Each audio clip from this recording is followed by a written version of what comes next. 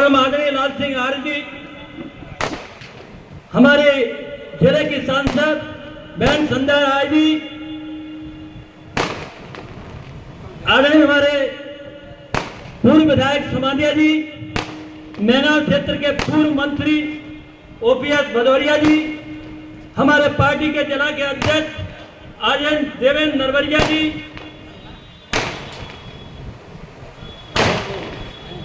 कोक्षी नरवरिया जी, हमारे गिरिजेश दुबे जी, कमल शर्मा जी, मायाराम शर्मा, आदरणीय केशव भदौरिया जी, अवनीश कुशवाहा जी, अब बोल लो मंच में है, सम्मानित मंच, उपस्थित सभी कार्यकर्ता बंधुओं, आज हम सबको खुशी है कि हमारे पूरे देश में आदरणीय नरेंद्र मोदी के नेतृत्व में सदस्यता अभियान चल रहा है। ये पूरे देश में सदस्यता अभियान के मौके पर आज भिंड विधानसभा में हमारे भारत सरकार के केंद्रीय मंत्री आदरणीय महाराज जी पधारे हुए। जैसा कि हम सबको विदित है कि महाराज साहब का हम लोगों से अटूट रिश्ता है। जब महाराज साहब आज सदस्यता लेने हम सबों को उत्साहवर्धन करने के लिए आए तो मुझे 71-72 की याद आ गई कि 71-72 में हम जब जीवाजी यूनिवर्सिटी का चुनाव ग्वालियर से लड़े थे, हमारे गिरिजेश दुबे जी भी बैठे हैं। जब वहां कांग्रेसियों का समाजवादियों का कब्जा था तब भिंड जिले से हम चुनाव लड़े थे। हमारा पूरा पैनल, मेरी सदस्यता जो हुई थी, मुझे परिचय नहीं था, लेकिन आज हमारे बीच में स्वर्गीय श्रीमंत राजमाता सिंधिया जी, मैं उनको कभी भुलाया नहीं जा सकता, क्योंकि उन्होंने जो पौधा, छोटा सा पौधा लगाया था, आज वो पौधा वट वृक्ष के रूप में हम सब देख रहे हैं। मुझे महल में बुलाया गया था 71 और 72 में, मैं महल जानता नहीं था, और तब ध्यानचंद मावाजी राष्ट्रीय अध्यक्ष थे जनता विद्यार्थी मोर्चा के। यूनिवर्सिटी पे कैसा कब्जा हो, मैं महल में यहां से गया और जाने के बाद वहां हमारी सदस्यता महल में दी गई। जयराम सिंह पवैया के भाई सूरमान सिंह पवैया चुनाव लड़ रहे थे, तमाम बहन में मंत्रणा हुई और मंत्रणा होने के बाद ये हुआ कि पवैया जी को बैठार के जयदीप तिवारी को खड़ा किया जाए और 3 सीटें भिंड जिलों को दी। जो गिरिजेश दुबे हमारे महामंत्री रहे, मैं उपाध्यक्ष बना, और संजू जोड़ता जैन लड़की थी, वो हमारी सह सचिव बनी। 7 सीटें हम जीत के आए हैं। एक नहीं, ऐसे अनेक सहयोग हमारे तब पूरे धाराशाही हुए थे। केपी सिंह कक्काजू, चाहे वो गजराज सिंह हो, अशोक शर्मा हो, पूरा पैनल हरा के हम लोग महल के सारे जीत के आए हुए।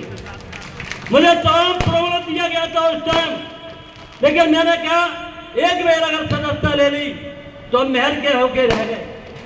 ऐसे एक नहीं, अनेक सहयोग। जब मैं चुनाव लड़ा यहाँ भिंड में 90 में, अब 71 की याद करेंगे, जब श्रीमान राजमाता साहब चुनाव लड़ी, तब मैं शुरू से 5-6 साल की उम्र में होगा। 71 में जब नरसिंह राव से उनकी टक्कर हुई थी, तब कांग्रेस की तूती बोलती थी, आप सब जानते थे। नरसिंह राव को कोई नरसिंह राव नहीं कहता था, राव साहब कहा जाता। एक सत्यराज था, लेकिन श्रीमंत राजमाता सिंधिया का जब चुनाव हुआ तो नरसिंह राव जी से 1 लाख वोट से पराजित हुए थे। वो मुझे याद है जब नुराटा गांव में उनका हवाई जहाज उतरा, मैं बहुत बच्चा था, तब गाड़ियां नहीं हुआ करती थी। हमारे परिवार में एक छोटी सी गाड़ी थी, वो भी जीप। राजमाता साहब उस जीप में बैठा के गई और मुझे आगे बैठा के घटना जो मंच था वहां तक मुझे लेके गई। ऐसी बहुत सी यादें हैं। 1990 की बात करें, आप कल्पना नहीं करोगे जब हमारा चुनाव हुआ आंग्रे साहब थे, माननी राजमाता साहब यहाँ आई हुई थी। एक रेस्ट हाउस का छोटा कमरा सर्किट हाउस में रात भर उन्होंने विश्राम किया। सुबह राजकुमारी हुई, हम लोग किसी के लिए टिकट मांग रहे थे। कोई दलित सिंह एमएलए थे, मुझे मालूम नहीं, मैं बीए फर्स्ट ईयर का स्टूडेंट था, एमजीएस महाविद्यालय में पढ़ते थे।